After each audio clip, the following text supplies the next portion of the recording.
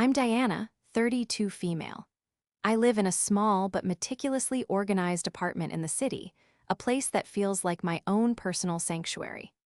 As an architectural drafter, my days are spent in a world of lines, measurements, and precision, a welcome contrast to the often messy and unpredictable dynamics of my family.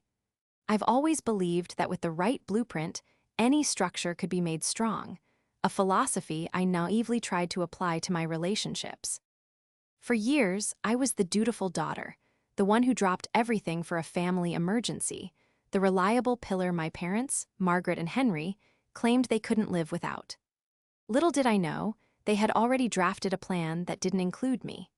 This is the story of how I discovered that the family foundation I'd spent my life reinforcing was built on lies, and how I was forced to demolish it all to build something of my own.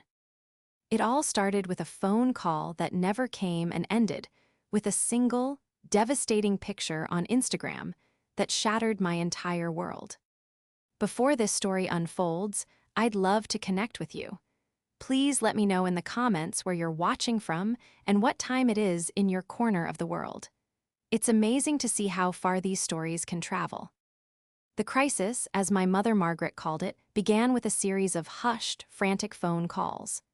"It's your grandmother," she'd said, her voice tight with a manufactured urgency I'd come to recognize over the years. My grandmother, a wonderfully stubborn woman of 85, had taken a fall. It wasn't life-threatening, a fractured wrist and a bruised hip, but to hear my mother tell it, it was a catastrophe of biblical proportions.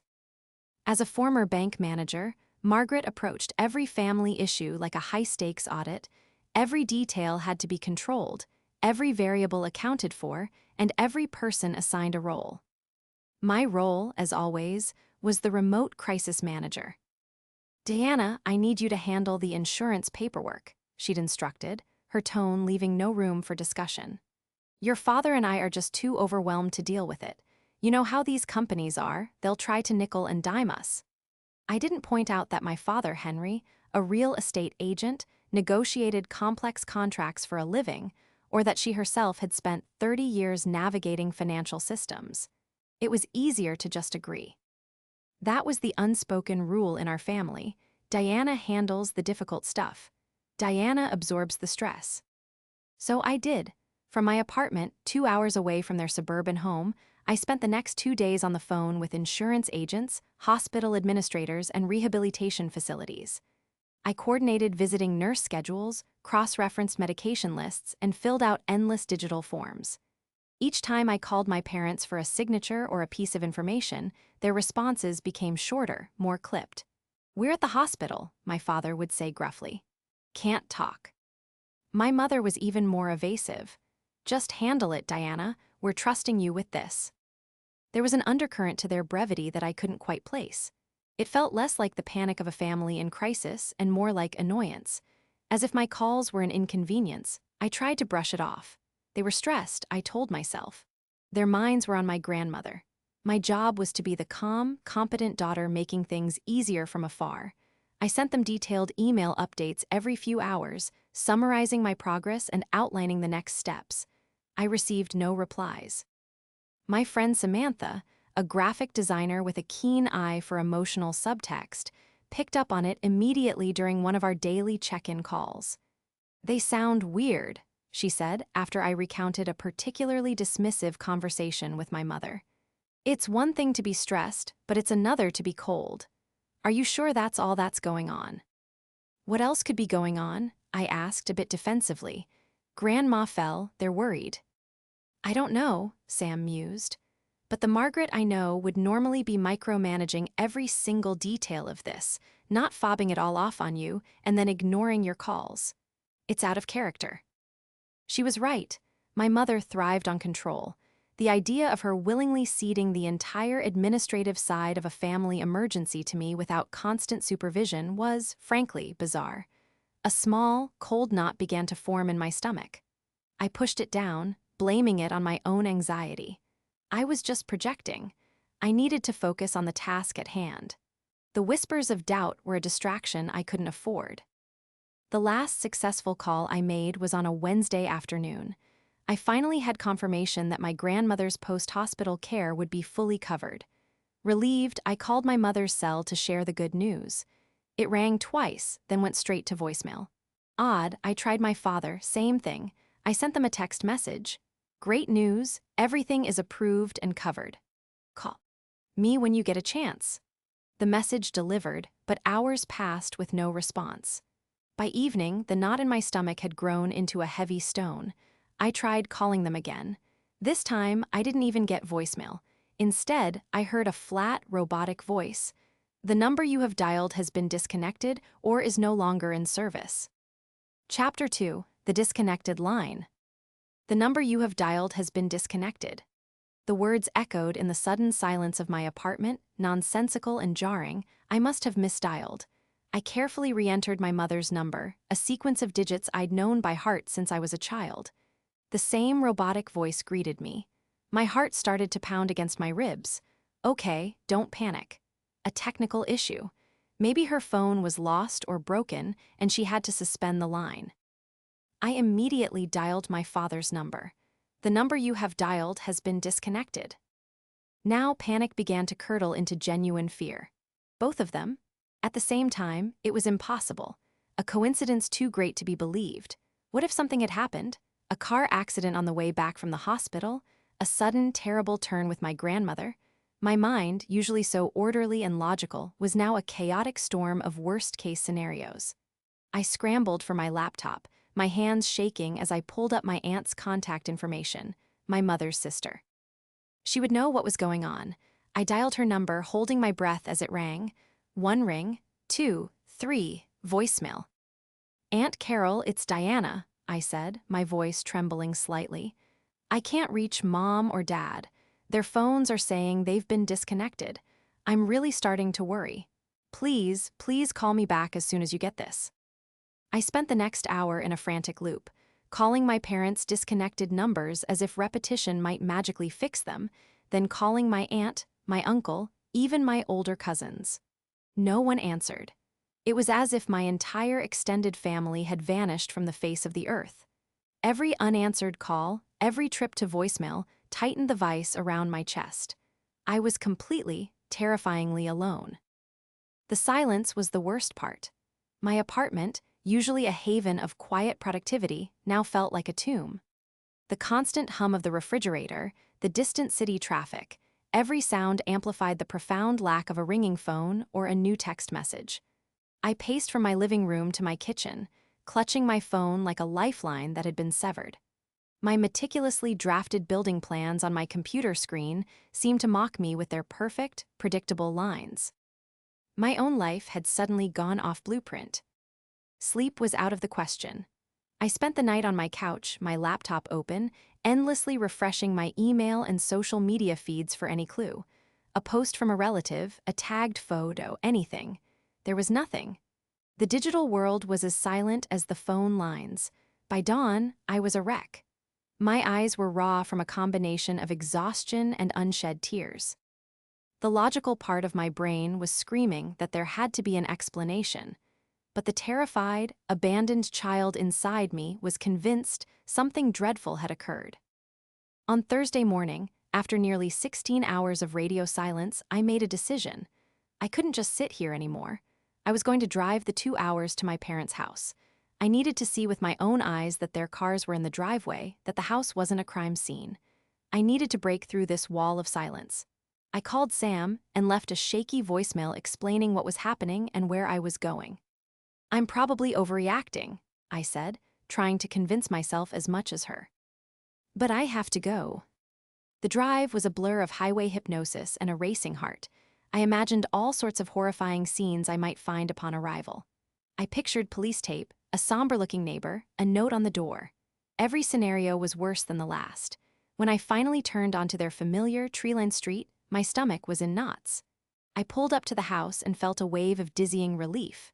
Both cars, my mother's sensible sedan and my father's work truck, were in the driveway. The house looked perfectly normal. The lawn was mowed, the flower beds were tidy. No police, no ambulances, no signs of disaster. I practically ran to the front door, my keys already in my hand. I jammed my house key into the lock. It wouldn't turn. I tried again, jiggling it, pushing with all my might. Nothing. It felt like the lock was blocked. Confused and frustrated, I peered through the small glass panel next to the door. That's when I saw it. A glint of new brass, a brand new deadbolt. They had changed the locks. The relief I had felt moments before evaporated, replaced by a cold, creeping dread. Why would they change the locks? And why, in the middle of a supposed family crisis, would they disconnect their phones and lock me out of my childhood home without a single word?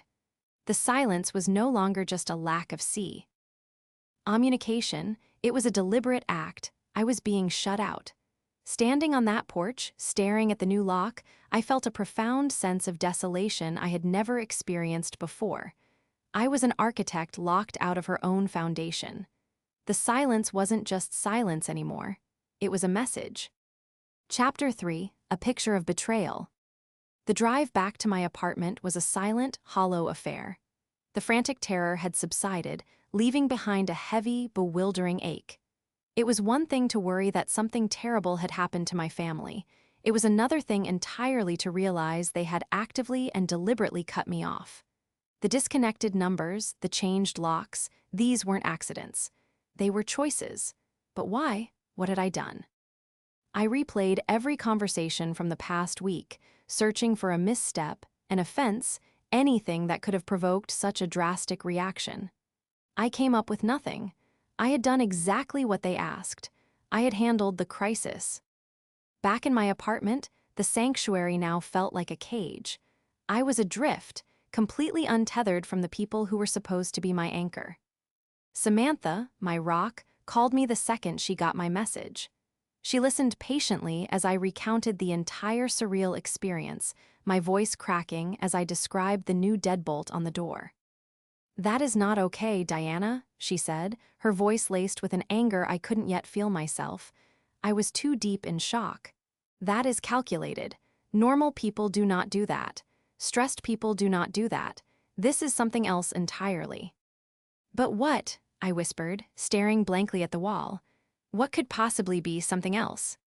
"I don't know," she admitted. "But we're going to figure it out. For now, just breathe, eat something. I'm coming over after my shift." For the next 2 days, I existed in a fog of confusion and hurt. I tried to work, but the precise lines of my drafting software blurred before my eyes.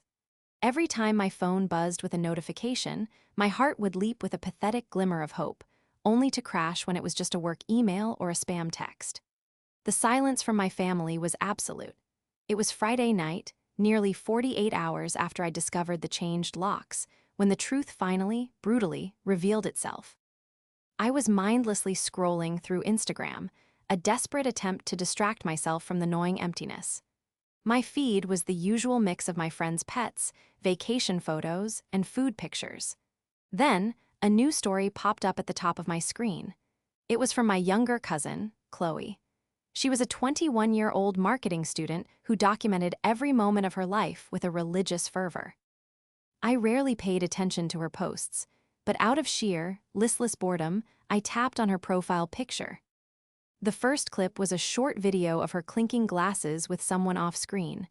The caption read, "Family time is the best time." My heart gave a painful lurch. Then I swiped to the next frame, and my world stopped. It was a photograph, a bright, sunny, cheerful photograph taken in my parents' backyard. My father, Henry, stood proudly by the grill, a spatula in one hand and a beer in the other, beaming at the camera. My mother, Margaret, was sitting at the patio table, laughing, her arm around my aunt. My uncle was there, along with my other cousins and their children. They were all there, my entire family. They were having a barbecue. A banner strung between two trees read, "Happy Retirement, Henry," in festive letters. Streamers hung from the porch railing. It wasn't a gathering born of crisis. It was a party, a celebration. Everyone was smiling, happy, and relaxed. There was no sign of stress, no hint of the frantic emergency that had supposedly consumed them all week. My grandmother was even there, sitting in a comfortable chair, her arm in a colorful sling, looking perfectly content as she chatted with Chloe. The air left my lungs in a single, ragged gasp. My phone slipped from my numb fingers and clattered onto the floor. I couldn't breathe. I couldn't think. All I could see was that picture, burned into my retinas, the happy faces, the celebration, the complete and utter normality of it all. They weren't in a crisis. They weren't overwhelmed. They were having a party. A party they had orchestrated an elaborate lie to exclude me from. The crisis with my grandmother's fall, the frantic calls, the tasks they'd given me, it was all a charade, a smokescreen. They had needed me to handle the tedious administrative fallout of her injury so it wouldn't interfere with their party plans. They had used me. They had loaded me up with all the stressful, unglamorous work, and then, once it was done, they had cut me off so I wouldn't show up and ruin the celebration. The disconnected phones, the changed locks, it was all to ensure I stayed away. The realization crashed over me with the force of a tidal wave, drowning me in a pain so sharp and profound it was physical. This wasn't a misunderstanding. This was a betrayal of unimaginable cruelty. Staring at the ghost of that image in my mind, the smiling faces of my family, I felt my heart, which had been aching with worry, shatter into a million irreparable pieces. Chapter 4: Cracks in the Facade. Samantha arrived 20 minutes later to find me sitting on the floor, my back against the couch, staring at the spot where my phone had fallen. I hadn't moved. I couldn't. I was paralyzed by the sheer, cold-blooded nature of the deception. I didn't even have to explain. She saw the look on my face, picked up the phone, and swiped through Chloe's story. Her gasp was sharp and angry. "Oh, Diana," she breathed, kneeling beside me. "I am so sorry." For the first time in days, I cried. It wasn't the frantic crying of fear, but the deep, soul-wrenching sobs of a wound that might never heal. Sam just held me, letting me soak the shoulder of her shirt, her presence a solid, comforting weight in my collapsing world. When the tears finally subsided, they were replaced by something else. A cold, quiet rage. It started as a flicker in the pit of my stomach and slowly grew, burning away the shock and the pain. How dare they? How could they be so monstrously cruel? "Why?" I asked the room, my voice hoarse. "Sam, why would they do this?" "I don't know the specifics," she said, her tone firm, "but this isn't about you, Di. This is about them. This level of manipulation, it's not normal. It's pathological." Her words helped clear some of the fog. She was right. This wasn't a reaction to something I had done. This was a premeditated act. For the rest of the weekend, with Sam as my sounding board, I transitioned from victim to investigator. My mind, trained to see patterns and structural flaws, began to piece things together. The lies weren't new, they were just more blatant this time. I started looking back, re-examining years of family history through this new, horrifying lens. The cracks in the facade had always been there. I had just been too close, too willing to plaster over them. I remembered my university graduation. My parents had insisted on a small, family-only dinner to celebrate, claiming they were too financially strained for anything bigger. A week later, I saw photos of a lavish surprise birthday party they'd thrown for my cousin, complete with a DJ and a catered buffet. When I'd asked about it, my mother had waved it off. "Oh, that was different, dear. Your aunt and uncle paid for most of it." I had accepted the explanation without question. I recalled the time I was shortlisted for a major architectural award a few years ago. I'd called my parents, buzzing with excitement. My father had listened for a moment before cutting me off. "That's nice, Diana. Listen, your mother's having one of her migraines. We really can't celebrate right now." They never mentioned it again. I didn't win, and a part of me had always felt a strange sense of relief, as if my failure had spared them an inconvenience. Now I saw it for what it was. My achievements were a threat to their narrative. They needed me to be the reliable, slightly tragic, and eternally available daughter, not a successful woman with her own life and accolades. The more I dug, the more patterns emerged. My successes were minimized or ignored, while my cousin's minor accomplishments were celebrated with fanfare. My problems were my own to solve, but any family issue, no matter how small, became my responsibility. I was the designated problem solver, the family beast of burden. It kept me too busy, too stressed, and too focused on them to ever truly question my role. My value was in my utility. This retirement party was the ultimate expression of that dynamic. My father's retirement was a milestone they wanted to celebrate. My grandmother's fall was an inconvenient, stressful reality that threatened to derail it. So they compartmentalized. They assigned the unpleasant reality to me, the family workhorse, while they preserved the perfect, happy celebration for themselves. Cutting me off was simply the final, logical step in their plan. Once the work was done, the tool was put away. The one person who could confirm my suspicions was my grandmother. I loved her dearly, but I also knew she was a product of her generation, fiercely loyal to her children and averse to conflict. But I had to know if she was a part of it. After a few days of trying to find a new number, I remembered she had an old landline that she rarely used but kept for emergencies. I dialed it, my stomach churning. She answered on the fourth ring, her voice frail but clear. "Hello." "Grandma, it's Diana." There was a pause. "Oh, Diana dear, how are you?" Her tone was cautious, guarded. "I've been better," I said, keeping my voice steady. "I was worried about you. I'm glad to see you were feeling well enough for the party." Another silence, longer this time. "Your mother told me you were swamped with a big project at work. That you couldn't make it." The lie was so simple, so clean. It was perfect. It painted me as the career-obsessed, absent daughter and them as the understanding parents. The final piece of the puzzle clicked into place. They hadn't just excluded me, they had slandered me to the entire family, proactively creating a narrative to justify my absence. "That's not true, Grandma," I said, my voice dangerously calm. "They told me there was a crisis and gave me work to do. Then they disconnected their phones and changed the locks.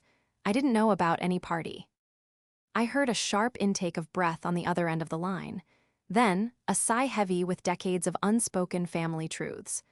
"Oh, Diana," she said, and her voice was filled with a sad, resigned pity. "Your mother, she's always been complicated." It wasn't a confession, but it was an admission. She knew, and she had said nothing. In that moment, I understood that I wasn't just fighting against my parents. I was fighting against an entire family system, a deeply entrenched culture of denial and complicity. And I knew I could never be a part of it again. Chapter 5: The Art of Quiet Distance. The rage and the pain didn't disappear, but they coalesced into a cold, hard resolve. My first instinct was to confront them, to scream, to cry, to demand an explanation for their cruelty. But Sam, ever the strategist, talked me down. "What would that accomplish, really?" she asked gently as we sat in my apartment, which was slowly starting to feel like my own space again. "They would deny it. They'd twist it. They'll call you hysterical, oversensitive. They'll make you the villain. You'd be giving them a stage to perform on, and you'd walk away feeling even worse." She was right. A dramatic confrontation was what they would expect. It would feed their need for drama and control. My mother, Margaret, would play the part of the wounded matriarch, and my father, Henry, would be her stoic defender. They would gaslight me until I doubted my own sanity. I had seen them do it to others my whole life. No, a loud explosion wasn't the answer. My revenge, if you could call it that, had to be as quiet, deliberate, and structurally sound as one of my own blueprints. My plan wouldn't be about destruction. It would be about construction, building a life so full and happy that their absence would be irrelevant. The ultimate revenge would be my own peace. It would be the art of quiet distance. The first step was to sever all remaining ties. This was more difficult than I imagined. It wasn't just about not calling them, it was about disentangling my life from theirs in every conceivable way.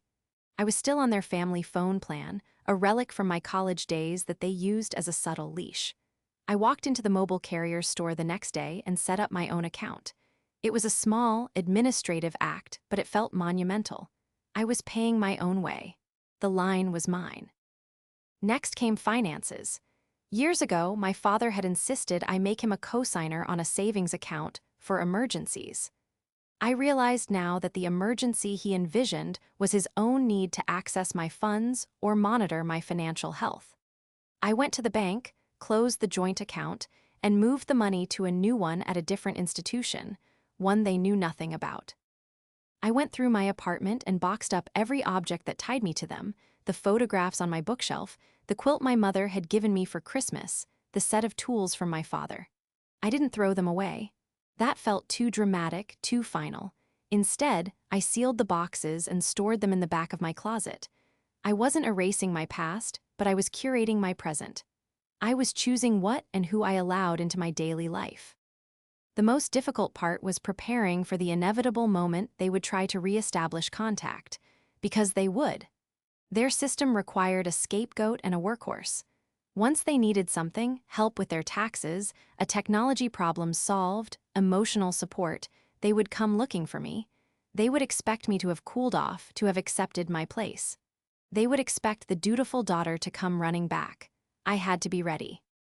With Sam's help, I rehearsed what I would say. We workshopped lines, refining the message until it was perfect. It had to be calm, concise, and unassailable.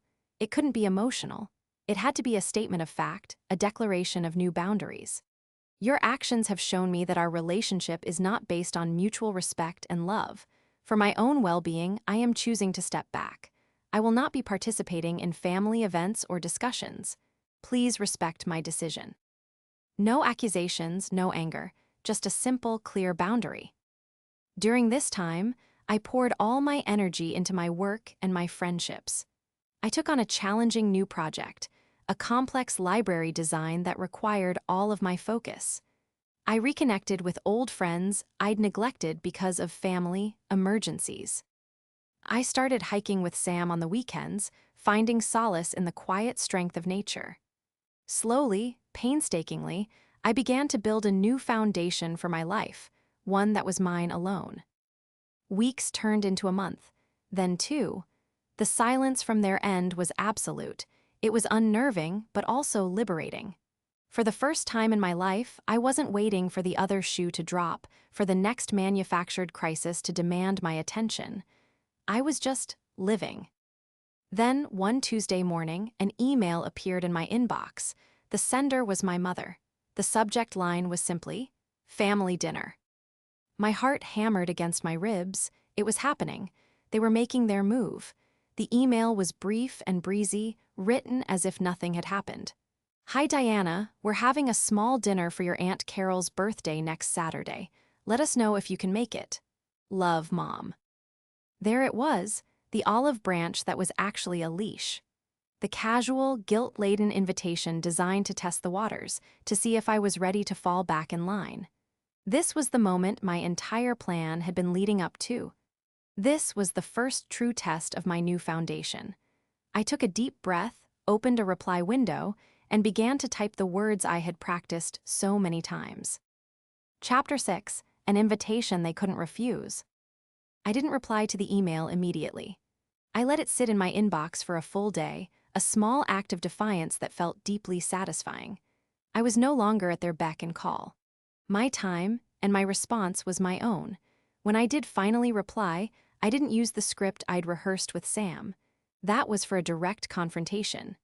This casual, manipulative email required something different. It required a response that was just as detached and professional as their initial deception. My reply was polite, brief, and utterly impersonal. Subject: Ray, family dinner. Margaret. Thank you for the invitation. Unfortunately, I have a prior commitment and will be unable to attend. I hope you all have a lovely time. Best. Diana. I addressed her by her first name. I didn't offer excuses or apologies. I signed off with best, the kind of closing you'd use with a distant colleague. Every word was carefully chosen to convey a single, powerful message. The old relationship is over. We are no longer family in the way you understand it. We are now acquaintances. I hit send and felt a profound sense of release. The response was almost instantaneous. My mother, clearly not expecting such a cool and formal reply, was rattled. Subject: Ray, family dinner.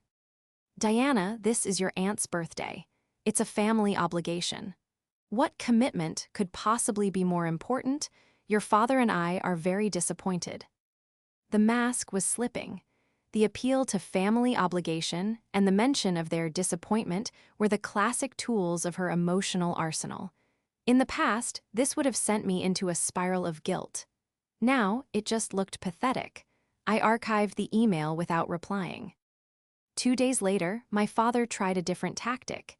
He called me from his new number, which I had only because it had shown up on my phone bill before I switched plans. I let it go to voicemail. The message he left was a masterpiece of passive aggression. "Diana, it's your father. Your mother is very upset. We don't understand what this is all about. You're shutting us out over what? Some misunderstanding? We're your parents. You owe us the respect of a conversation. Call us back." The arrogance was stunning. They had orchestrated a cruel, elaborate lie, and they were framing my reaction as a childish slight over a misunderstanding. They believed they were entitled to my respect, my time, my forgiveness. They believed they were owed a conversation. Fine, I thought. They want a conversation? They'll get one. But it will be on my terms, in my space, and according to my design. This was the genesis of my final plan, the real confrontation. I wasn't just going to state my boundaries. I was going to show them the blueprints of their own toxicity, laid out in undeniable detail. I spent a week preparing. I booked a private room at a neutral, upscale restaurant, a place where they couldn't make a scene without embarrassing themselves. And I crafted an invitation. It wasn't for them. It was for my grandmother, my aunt, and my uncle. The invitation was sent via registered mail, ensuring they would receive it. It was simple and elegant. "You are invited to a private dinner to discuss the future of the family, hosted by Diana." I included the date, time, and location, with a request to RSVP directly to me. I knew that my aunt, a notorious gossip, would immediately tell my parents. They would be furious at being excluded, which was exactly the point. Their exclusion would force them to attend. They couldn't stand the thought of me talking to the family, without their presence to control the narrative. As expected, my phone rang an hour after the invitations were delivered. It was my M. I let it go to voicemail. Her message was practically sputtering with rage. "What is the meaning of this, Diana? Hosting a family meeting without us? Whatever game you're playing, it stops now. We will be there." A checkmate. The evening of the dinner, I arrived early. I had a small folio with me. Samantha, my steadfast ally, was waiting for a text to know I was okay. My grandmother, aunt, and uncle arrived together, looking nervous and uncertain. My parents, Margaret and Henry, arrived last, sweeping in with an air of righteous indignation. We all sat. The air was thick with tension. My father started to speak, but I held up a hand. "Thank you all for coming," I said, my voice calm and even. "I'll keep this brief. I invited you here because I believe in clear communication. And for years, our family's communication has been anything but clear." I turned to my parents. "You wanted a conversation. Here it is. 2 months ago, you told me there was a family crisis. You gave me a significant amount of work, and I did it. You then disconnected your phones, changed the locks on your house, and threw a party you deliberately and elaborately hid from me. You then lied to the rest of the family about why I wasn't there." I opened the folio. Inside was a single, high-quality 8x10 print of Chloe's Instagram photo. The smiling faces, the barbecue, the retirement banner. I slid it to the center of the table. "This is not a misunderstanding," I said, my voice like ice. "This was a plan. It was cruel, it was manipulative, and it was the last time you will ever treat me that way." Margaret's face was pale. Henry stared at the photo, his jaw tight. My aunt and uncle exchanged uncomfortable glances. "I am not here to fight," I continued, my gaze sweeping the table. "I am here to inform you of my decision. I am officially resigning from my role as the family crisis manager, scapegoat, and emotional dumping ground. My life is now my own. The boundaries I have set are permanent. This is not a negotiation. This is a statement of fact." I stood up. "I will be taking care of Grandma's expenses and needs directly from now on, without intermediaries," I said, looking at my grandmother with a softness that was reserved only for her. but my relationship with the rest of you is concluded. I placed enough cash on the table to cover everyone's meal. Enjoy the dinner, I said, looking directly at my stunned parents. Consider it my retirement gift to you. Then, without another word, I turned and walked out of the restaurant, leaving them alone with the photograph of their betrayal and the deafening silence that followed. Chapter 7: Redrawing My Own Borders. Walking out of that restaurant felt like stepping out of a pressurized cabin into the fresh, open air. I hadn't realized how much weight I'd been carrying until it was gone. The relief was immediate and overwhelming. I hadn't screamed or cried. I had simply presented the facts, drawn a line, and walked away. I had taken back my power not by fighting their game, but by refusing to play at all. I sent a quick text to Sam. "It's done. I'm free." Her reply was a string of celebratory emojis. The aftermath was not as loud as I had anticipated. There were no more angry voicemails or demanding emails. It was as if, by laying everything bare in front of other family members, I had stripped my parents of their power. Their primary weapons, guilt, manipulation, and narrative control, were useless when the truth was sitting in a glossy 8x10 photograph in the middle of a dinner table. They couldn't twist the story or paint me as hysterical when the evidence was so stark and my delivery so calm. They had been exposed, and their response was a deep, resounding silence. My aunt and uncle sent me awkward, stilted text messages a few days later, saying they were sorry for my hurt, but that they didn't want to take sides. It was a predictable, cowardly response, but I didn't care. Their validation was no longer something I needed. I didn't reply. My relationship with them had been collateral damage in a war I never wanted to fight, and I was at peace with letting it go. My relationship with my grandmother, however, changed for the better. I called her the week after the dinner. She was quiet for a long time, and then she said, "You were very brave, Diana. You did what I never could." From that day on, we built our own separate connection. I visited her every other weekend. We wouldn't talk about my parents. Instead, we'd talk about her childhood, about books, about gardening. I handled her appointments, managed her finances, and made sure she had everything she needed. I was still a dutiful granddaughter, but now it was on my terms, born of love, not of manipulated obligation. As for my parents, I heard about their lives in whispers and third-hand accounts. Chloe, my cousin, apparently continued to post about their lives, though I had long since blocked her. Sam would occasionally give me a filtered update. I heard they tried to spin a story about how I was having a breakdown and needed space, but without me there to be the villain in their drama, the narrative fell flat. It's hard to be the long-suffering parent of a difficult child when the child is nowhere to be seen. They were left with a void where my utility used to be, and they didn't know how to fill it. Henry had to learn how to fix his own computer. Margaret had to navigate her own insurance claims. Their lives became marginally more difficult, a quiet, karmic consequence of their own making. My own life, in contrast, blossomed. The time and energy I had once poured into managing my family's endless, manufactured crises were now mine. My career flourished.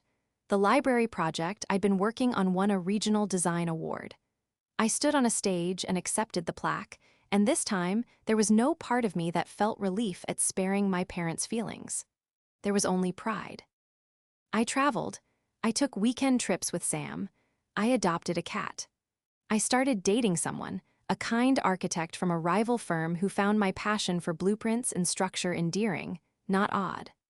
My life became rich and full, built on a foundation of self-respect and surrounded by people who loved and supported the real me, not the role I was forced to play. About a year after the dinner, a letter arrived. It was in my mother's handwriting. For a moment, my heart stuttered.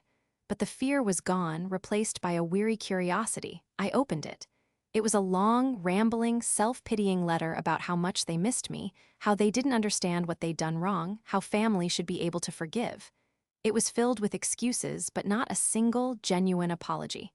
It ended with a plea: "We just want our daughter back." I read it once, then twice. The old me would have seen a flicker of hope, an opening for reconciliation. But the new me saw the letter for what it was, another attempt at manipulation. They didn't miss me, Diana. They missed their daughter, the character they had created for me to play. I picked up a pen and a blank card. I thought about all the things I could say, all the anger I could unleash. Instead, I wrote just one sentence. I am sorry, but that person no longer works here. I sealed the envelope and dropped it in the mail. I was no longer a part of their structure. I had redrawn my own borders, designed my own life, and built a future where I was the architect of my own happiness. And the foundation was stronger than anything they could ever tear down.